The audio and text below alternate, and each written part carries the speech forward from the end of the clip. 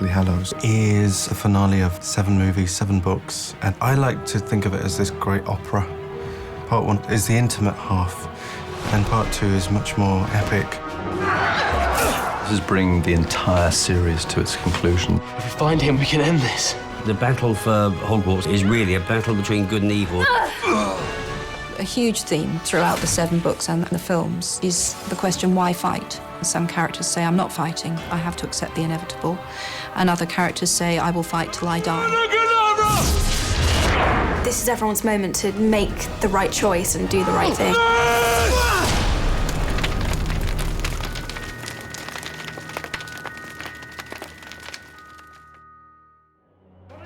Dumbledore gave us a job to do. Not a job my brother's given you. It's a suicide mission. In terms of scale, I think the film is huge. And this is the final battle for Hogwarts and the final battle for the wizarding world. And Harry knows very clearly that if he doesn't find the Horcruxes that lie within the school, then there is no hope of victory. Listen up, you lot. Thought you were surprised. And so when Harry returns to Hogwarts, everyone knows that supporting Harry is the right thing to do. There's something we need to find. Right. What is it? We don't know. Where is it? We don't know that either. I realise it's not much to go on. That's nothing to go on. Ultimately, you're following the story of these characters, and I mean, I always personally love to foreground their dilemmas and their feelings within the story. Seems, despite your exhaustive defensive strategies, you still have a bit of a security problem, Headmaster. Oh, I was dying to do that fight between Dame Maggie Smith and Alan Rickman. I wanted it to be in a big, epic space. We moved it into the Great Hall. We've been looking back at Alan Rickman when he'd done some stuff in the Great Hall on the table.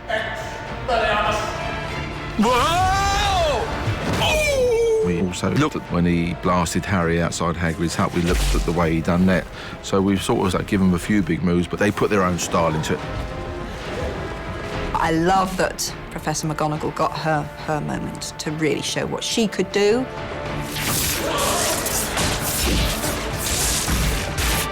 A witch can fight just as well as a wizard. I wanted Minerva to have her moment there. Snape flees, but the pleasure is momentary because Voldemort has arrived. Begin. You do realise, of course, we can't keep up you-know-who indefinitely. That doesn't mean we can't delay him. I feel that all of the major characters have fantastic moments in this final cathartic battle. Neville is in charge of protecting one side of the castle. He's in charge of the wooden bridge with Ginny and Seamus and Cho. The wooden bridge sequence is a scary chase, and there's this lovely story of Neville thinking he's safe.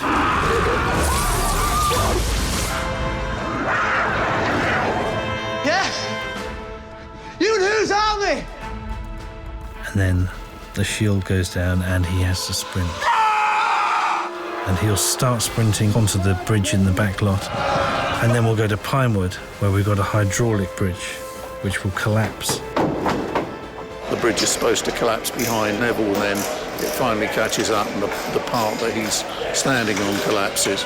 So we've built a collapsing section that we can raise and lower at will and control the drop of and make it look fairly interesting as it collapses. So there's lots of stuff coming down, lots of beams, lots of tiles.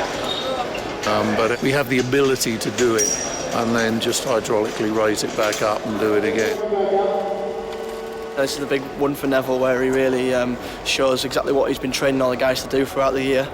And it all goes into this bridge explosion. And it's been tough, this one. We shot this one for like 4 weeks now. It's been lots of running, lots of climbing, but it's been fun, you know, it's been to see. It's when they take the support out, this is rigged up and that part of the bridge falls away. And we're going to be doing that in a minute with me on it. And so we've only got one shot at it as well, one go, so I'm a bit nervous about that, but hopefully we'll get it right. Purely full rehearsal with no special effects.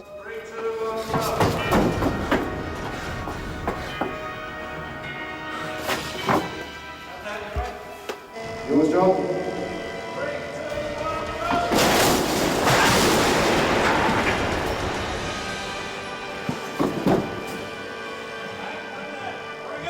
Anchor.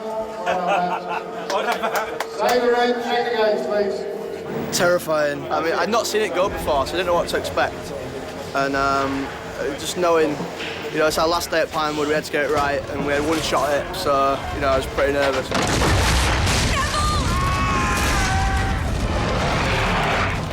In the final battle for Hogwarts, we introduced the Giants. Now, they are a very good combo because they are real actors wearing real makeup, prosthetic makeup, but they are then digitally enhanced because their heads are huge, great silicon pieces that are glued on. And the muscles of the actor inside are simply not going to be able to move that much stuff around and deliver a performance. So visual effects animated the face to give the performance. If we use real people, even if you then have to digitally augment them and take it beyond the point where makeup will go, performance-wise, it means that they can shoot a great deal more with the characters, so the digital workload isn't so vast.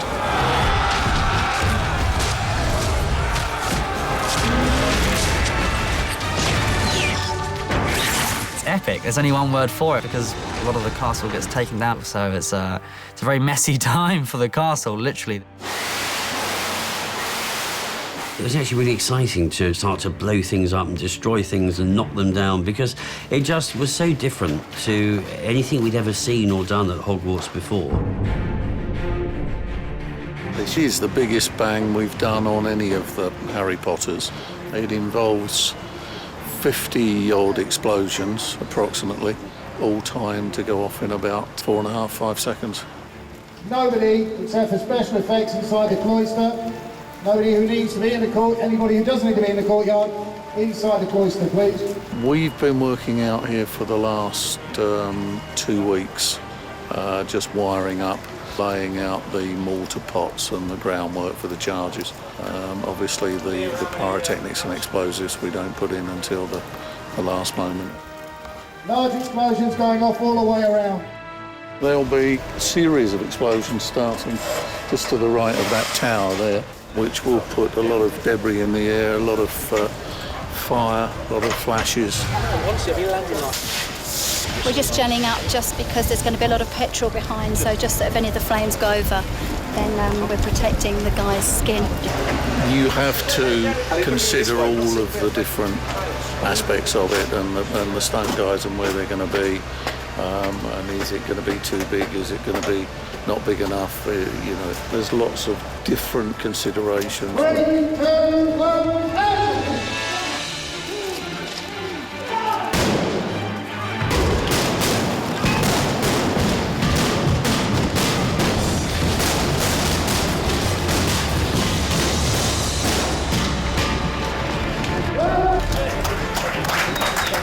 It's a one-take wonder.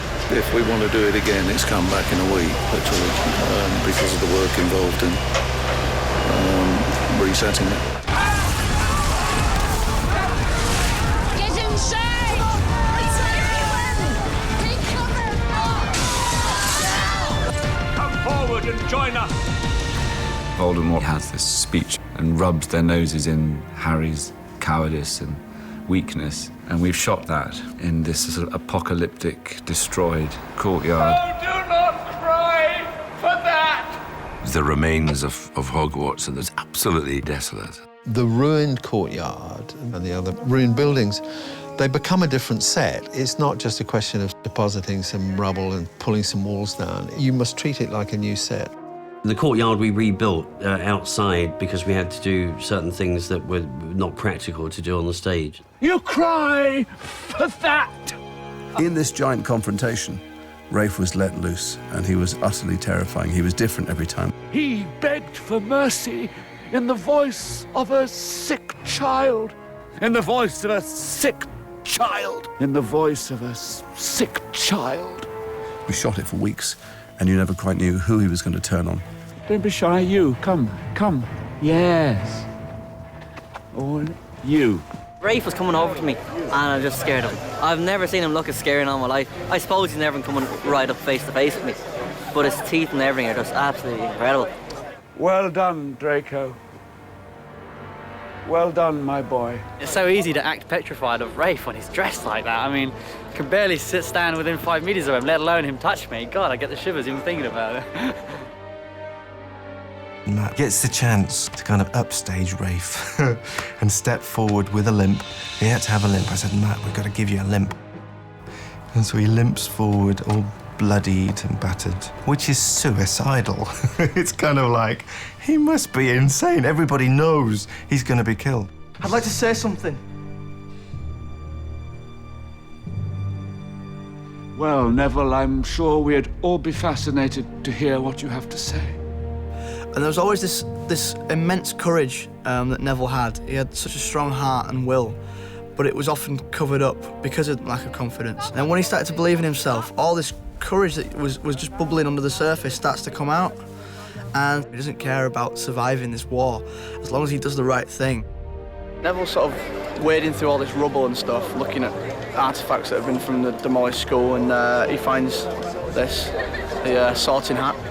And within it, there's something's glinting, and he thinks it's the sword of Gryffindor. And he sits there, he thinks, I can do this. I've been in Gryffindor for a reason. This is not over!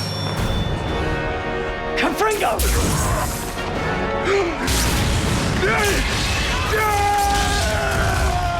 The good guys go in full retreat back into the Great Hall.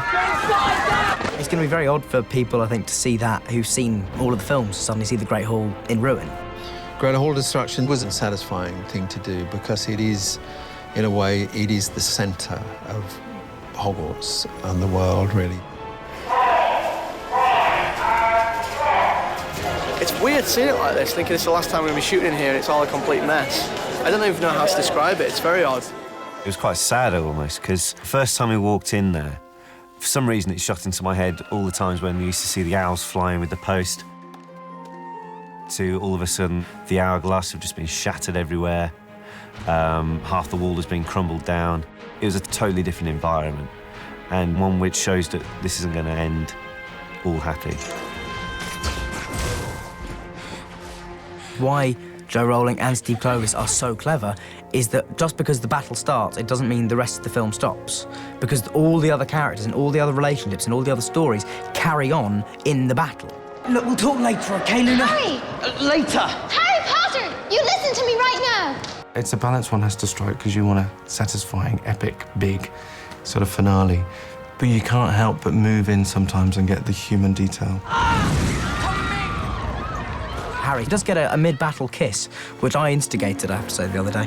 I said we'd probably kiss at this moment, wouldn't we? It might be one of those sort of like, I could be dead any minute now, Ginny. We should probably kiss. I know.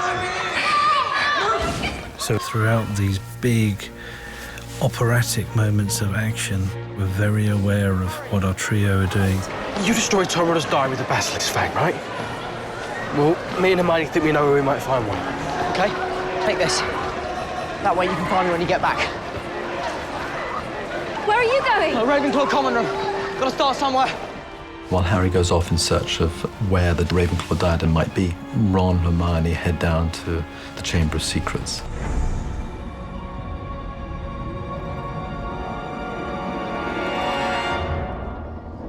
Chamber of Secrets from Harry Potter 2. I think actually that is an example of a set that probably was not destroyed, the first version, but at least cannibalized and reused, so that not enough of it was left to rebuild it. What we did have were plates. So many images in these films, as in all modern movies, are composite images, you know. Actors can be shot on a piece of real floor, but against a green screen, and then the background composited in. We had those background potential composites from Harry Potter 2, from Chamber of Secrets. And so we were able to seemingly put those kids into that original set, when in fact all we had done was rebuilt a bit of floor, and the background was from the second movie. They go to the Chamber of Secrets to destroy Horcrux. That's the scene where Ron and Hermione have their little moment, the kiss. I got quite worried about it. I think we both wanted to do it right as well, get it good for everyone. OK, here we go. Rupert was like, I don't know how we're going to do it. And I was like, I've got no idea either. Because if someone is literally like a sibling to you, you've grown up with them, you know, being put in a situation where you have to kiss them is just really awkward.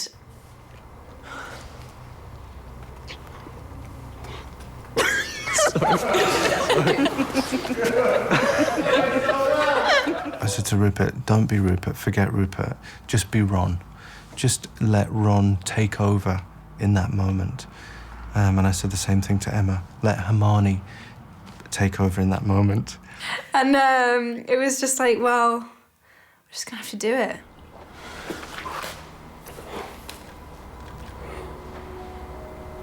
And so they had this big kiss, and then they came apart, and there was some laughter.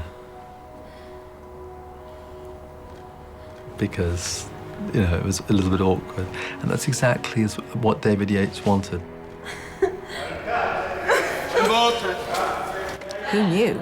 Rupert and Emma had that waiting for us. I mean, I was very impressed. So, yeah, it was wonderful.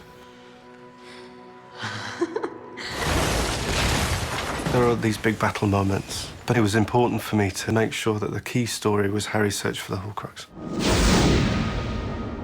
There's a wonderful sequence in the Room of Requirements.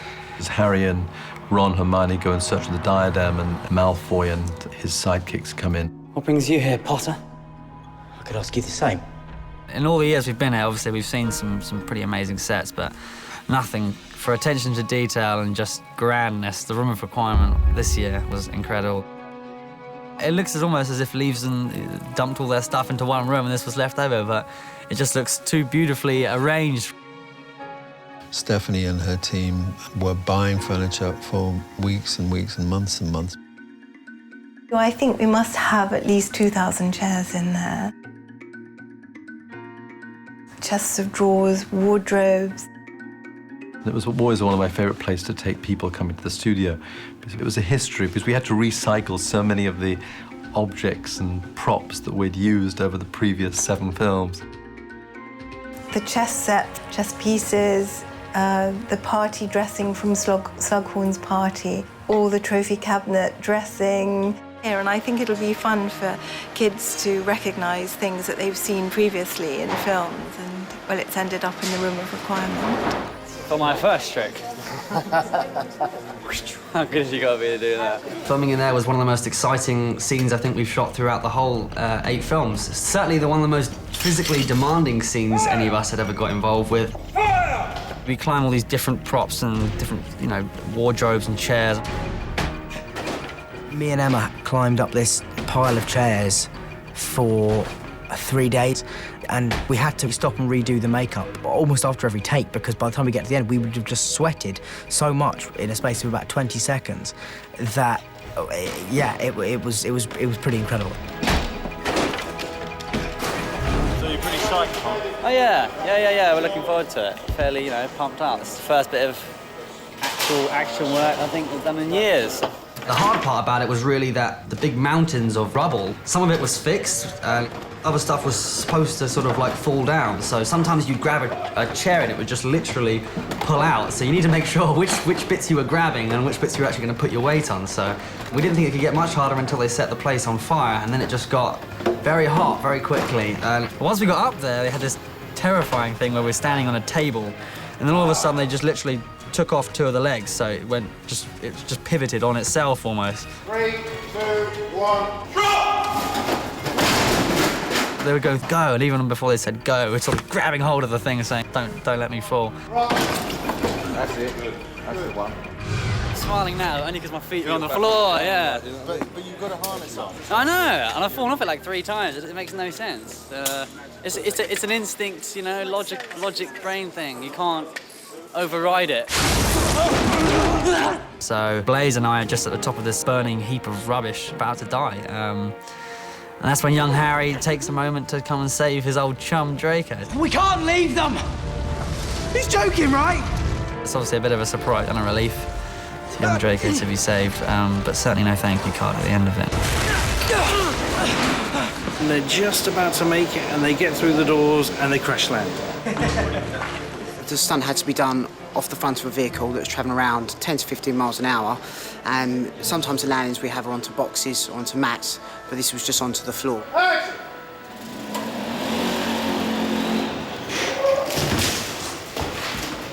So it's quite an interesting job because you know you're going to have to feel it a little bit to get the right look of the shots.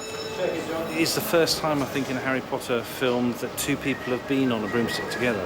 We call it the rescue rig, and we've just had to reinforce the back of the broomstick a little bit so we can get two people's weight on it. Your turn, mate. A two-person stunt it's always more difficult because there's someone else involved, and so you're not just thinking about your own self-preservation, you're thinking about someone else as well. And there were so many variations. We had, sometimes I had to go a certain direction and Martin went another, or we had to go together. So it was, this was probably one of the trickiest jobs we've done on the film, I think. And we're trying to launch so they just split a little bit, and so they get as much roll on the floor as possible. Okay, we go once more. We wasn't going as fast as we were going to go, but it's always nice to start things slowly and then build up. So the second one, that's when we really started to pick up the pace and really, yeah, we got some good travel and some good distance because we had a certain distance they wanted us to travel, it was around 20 feet from takeoff. So, but by the second and third one, we were really starting to feel and get where we wanted to go. It is the moment within the battle that we see him actually save his nemesis of the last 6 films. Daniel and I have often talked about Harry and Draco as two sides of a coin, you know, both with different influences and different parental guidance. So I think if you actually got deep down to the roots of Draco, we probably would find out that, yeah, his heart does lie maybe slightly more on the good side. But it's never going to be black and white, so he's in the grey area in between, I think. Many of the characters live in a grey area. The people who we think are dark may not be as dark as we think. People who are light may not be as light as we think. Snape, we think throughout this series, is a force of darkness. Finally, in this film, you do find out where Snape's allegiances were. No one can... The risk factor gets higher, of course, as the stakes get higher, and great storytelling like this eventually has sort of headings. So it's about moral values, and it's about redemption, and it's about loyalty, and I think, without giving anything away, in Snape's case, it's about a certain kind of courage, of convictions. Where does its true loyalty lie?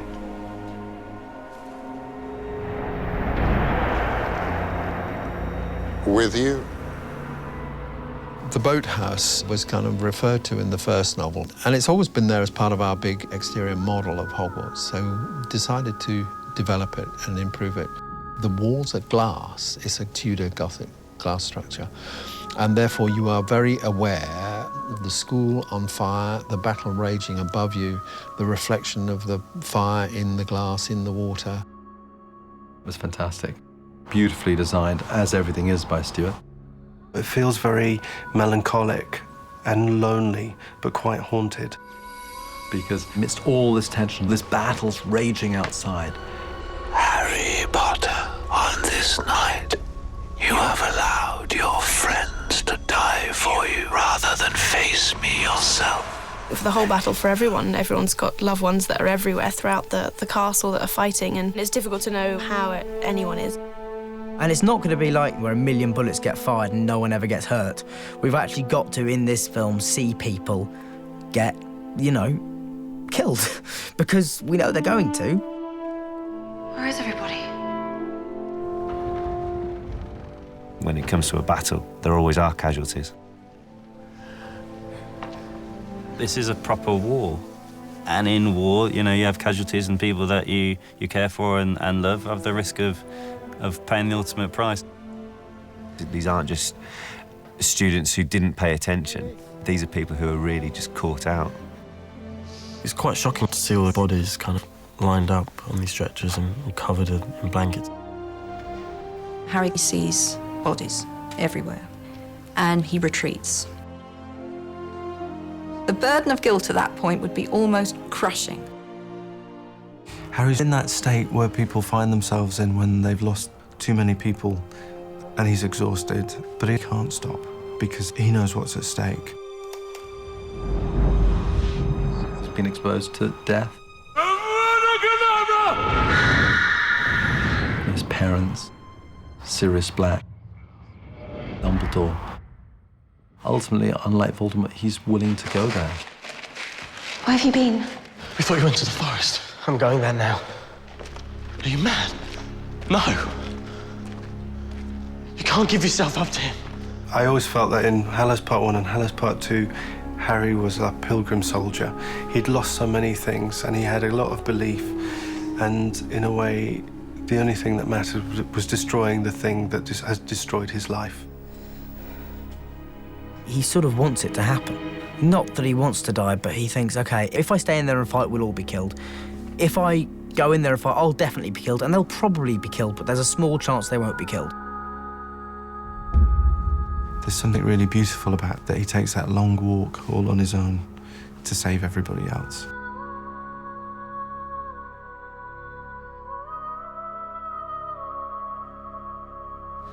Does it hurt? Dying?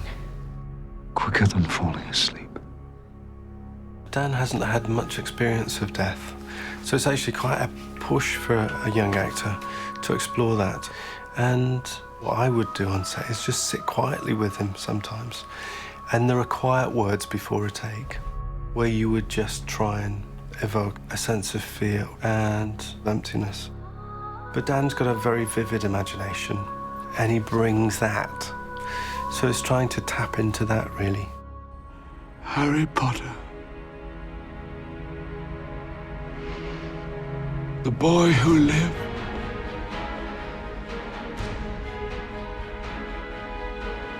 Come to die.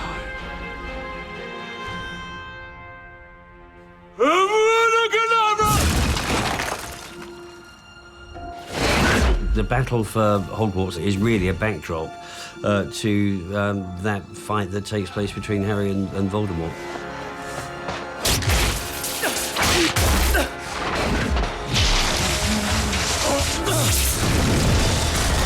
The shooting of the final confrontation between Voldemort and Harry took quite some time. There are many different bits, and it was quite carefully orchestrated. In the book, the standoff between Harry and Voldemort happens in the Great Hall, and it happens with lots of teachers and pupils watching.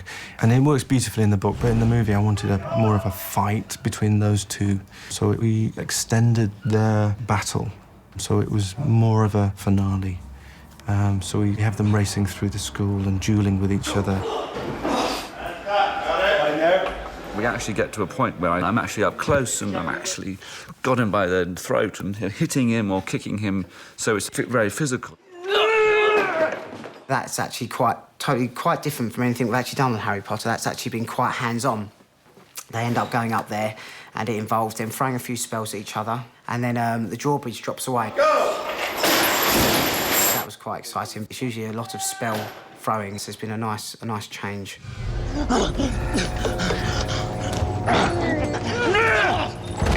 Something we've been building to throughout this series is the conflict between Harry and Voldemort, and finally in this film we're going to see them going at it.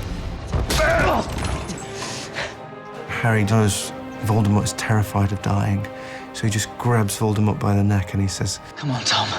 Let's finish this the way we started it. Together!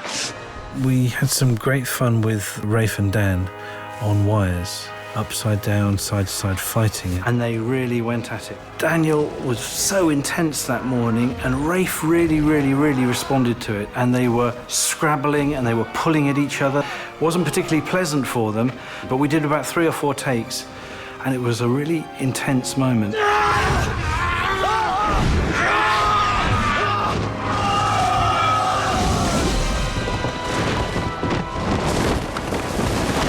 We're completely covered in filth and dust, and my face is bleeding from where Harry's hit me. It's a massive moment for both Harry and for Voldemort, and it's their final duel together. They've fought many times before, and this is the final encounter.